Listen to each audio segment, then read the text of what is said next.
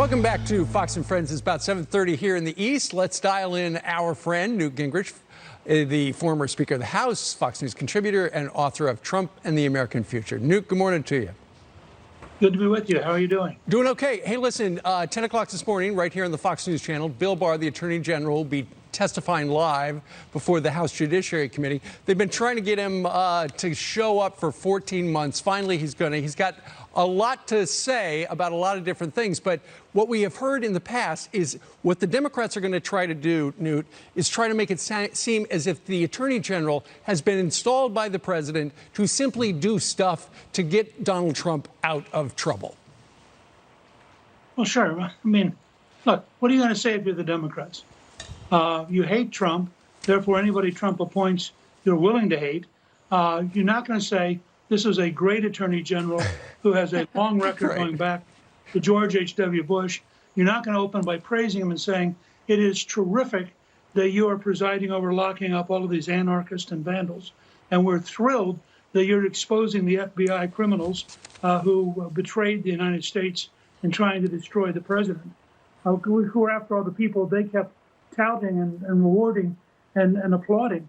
They have a problem. Barr is probably the most dangerous opponent the Democrats have because he has the power of the government to dig into things and to release documents that Lindsey Graham said yesterday are going to be devastating in terms of how dishonest some of the senior FBI were. So I think the Democrats have a problem just dealing with reality. I watched when Jim Jordan came out and said they'd started not liking Attorney General Barr when he brought up and said, I believe Obama people did spy on the campaign. Since that time, more evidence comes up, gets closer and closer to the former vice president and president. And I bet you he's sitting there saying, please, ask me about Russia. Ask me about the Mueller probe. Ask me about the subsource, because I would love to tell you about that. Oh, you want proof of Antifa? I got proof of Antifa. I got some pictures with me. Let's go to Exhibit A. I got to be saying to myself right now, if I'm a Democrat, it's like throwing a stake to a lion that you thought was all hooked up and caged. It is game over if they ask the wrong question because they're not going to like the answer. Yeah, I mean, in a way, the Democrats' best strategy would be to sit there, smile, get it over with, and get him off stage. First of all, they're not that smart, and he is. Barr is a very, very smart man, and he knows what he's talking about. He's a very good lawyer, and if they want to play games with him, my guess is that he's going to make them look pretty embarrassed by the time today's over. But what's a lot more important than these kind of Washington games, you now have clear proof that the New York Times and the Washington Post got Pulitzer Prizes for printing lies. You have clear proof that senior FBI agents, in an act that really is treason, were trying to destroy the President of the United States and breaking the law to try to destroy him. You have a pretty good bit of proof that President Obama and Vice President Biden knew what was going on, and Biden actually was encouraging them and trying to find ways to legally go after the Trump team. I mean, this is at least the equivalent of Watergate. It is very sick stuff, and it should worry us.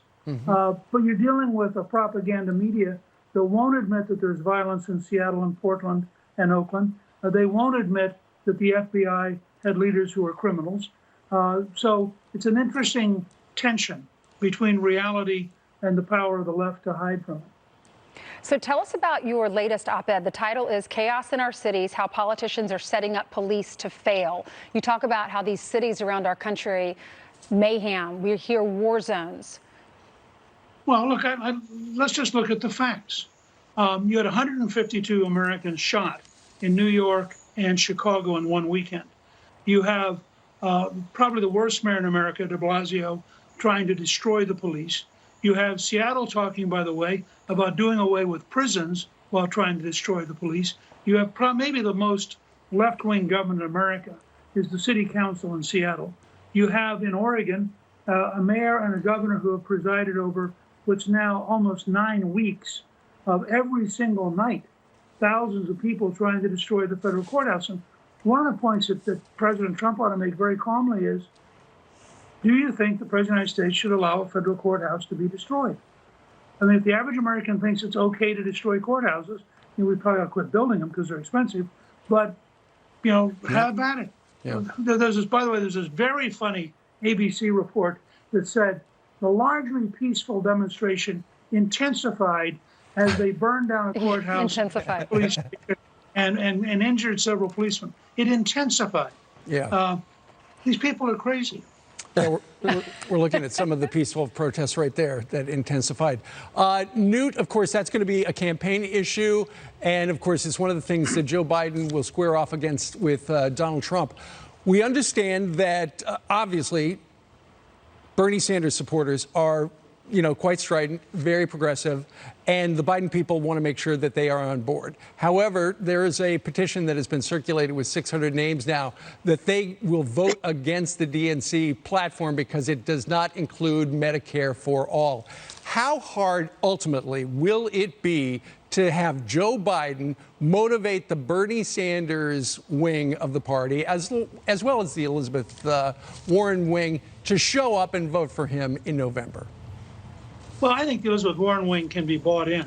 But I think that the hardcore part of the Sanders movement was far more radical than Sanders. I can't use the language on the air, but one of his vice chairs, an African-American woman, said that it's like eating half of a blank sandwich. Yeah, we saw that. What blank was. Basically saying, look, Biden's about as bad as Trump as far as she's concerned, and she has no intention of supporting Biden. But there's a deeper part to this. The Democrats have run every one of these major cities, and the argument that I think Trump has to win is that the level of violence you're seeing in St. Louis, in Baltimore, in Chicago, in New York, just go down the list. Every one of these is a Democratic city run on liberal principles where the poor have been exploited by the power structure. And I hope that the president will go straight into these cities and say, if you're sick and tired of being shot, I hope that you'll decide to vote for me and take a chance on a different future. He is Newt Gingrich. Congratulations on the book, Newt. It's excellent. And thanks so much for joining us this morning. Glad to be with you.